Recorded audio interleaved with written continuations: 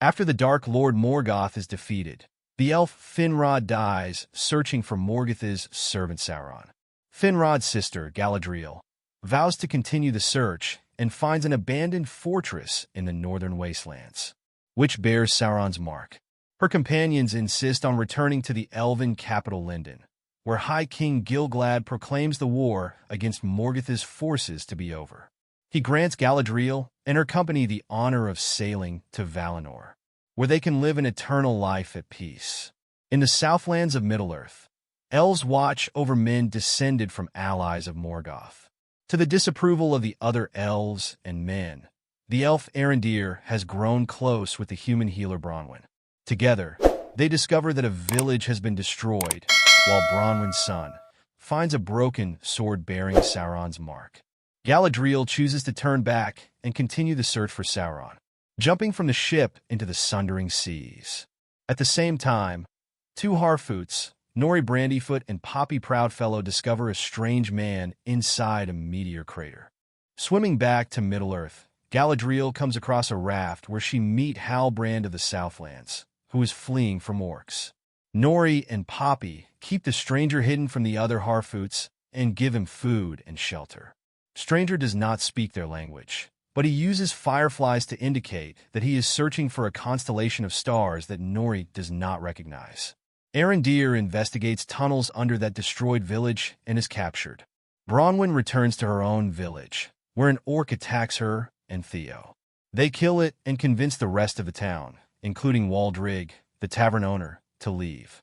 Gil-galad sends the half-elf, Elrond, to Ergion to assist the great elven smith, Celebrimbor, who is planning to build a powerful new forge. Elrond suggests they seek help from the dwarves and goes to his friend Prince Durin IV in Khazad-dûm. Galadriel and Halbrand are picked up by a ship captained by Elendil. He takes them to Numenor, an island kingdom ruled by men. And Queen Regent Miriel denies Galadriel's request for a ship back to Middle-earth. Galadriel discovers that the Mark of Sauron is actually a map of the Southlands, where a new realm for evil forces is planned. She also learns that Halbrand is heir to the throne of the Southlands. In the Southlands, Arondir has been captured by orcs and taken to a construction camp digging underground passages. Arondir is taken to the leader of the orcs, who they call Adar, which means father. The Harfoots prepare for their seasonal migration. The stranger is revealed to them accidentally. They let him join them, and he pushes Nori's wagon since her father is injured. Adar releases Arondir with a message for the Southlanders: forsake their claim to the area and swear fealty to Adar or be destroyed. Waldrig tells Theo that the sword is a gift from men from Sauron. In Ergion, the elves and dwarves begin building the forge. Elrond learns that Durin has been mining a powerful new ore, mithril, and promises to keep this secret.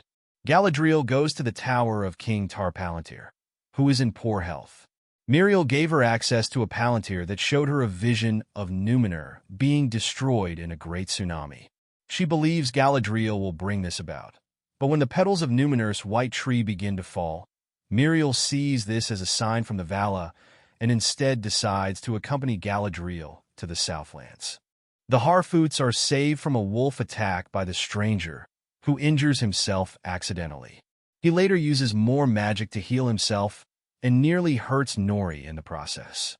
In the Tower of Ostirith in the Southlands, Waldrig convinces half the refugees that they will be better off joining the orcs. Theo shows the broken sword to Arondir, who believes that it is some sort of key designed to enslave the Southlanders. In Lindon, Gil-galad reveals to Elrond that he knows of the existence of mithril and believes it can counteract the fading power of the elves in Middle-earth. Elrond tells Durin, and the pair return to Khazad-dûm to try to convince his father, King Durin III, to help the elves. Galadriel tells Miriel that Halbrand will be accompanying them to claim the throne. Numenor's ship departs for the Southlands. Adar and his orcs find Ostirith abandoned, but this is a trap, and Arondir collapses the tower on them. Arondir and the refugees return to village to prepare for the next assault, while Galadriel, Halbrand, and the Númenóreans make their way towards the Southlands. Arondir is unable to destroy the broken sword and hides it instead. That night, a group of orcs enters the village and are killed by the townspeople, who are horrified to learn that some of the enemies they just killed were the people who followed Waldrig. Orc archers fire on the town and wound Bronwyn. Adar arrives, and Theo reveals the location of the broken sword to save Bronwyn's life. Adar attempts to flee as the Númenóreans horseback and kill or capture the remaining orcs. Galadriel and Halbrand capture Adar and interrogate him. Halbrand is hailed as the king of the Southlands. Theo realizes that the broken sword is missing. Waldrig has it and uses it to unlock a dam beside Osterith, sending water through the orcs' tunnels and into a lava chamber beneath the mountain. The resulting eruption covers the Southlands.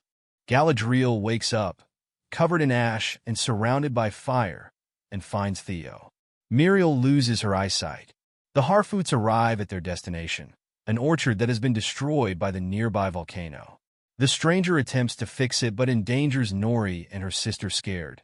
The Harfoots send him away, only to find the orchard regrown the next day. A trio of mysterious women arrive in search of the stranger and destroy the Harfoots' caravans. Galadriel and Theo are reunited with Bronwyn and a gravely injured Halbrand. Númenóreans depart on their ships. Miriel vows to return for revenge. Meanwhile, Elrond and Durin fail to convince King Durin to help the elves. They are caught mining mithril in secret, and Elrond is banished. Taking a small piece of mithril with him, King Durin seals the mine. Unbeknownst to them all, a Balrog lives deep below the mine. The Southlands, now a land of orcs, is renamed as Mordor.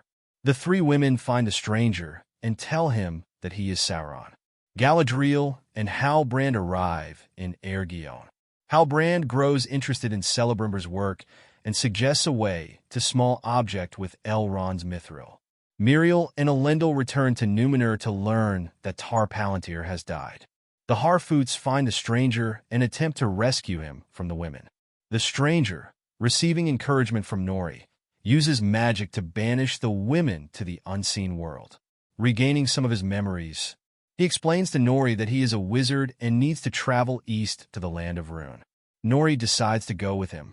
Galadriel reviews records on the kings of the Southlands and realizes that Halbrand is not who he says he is.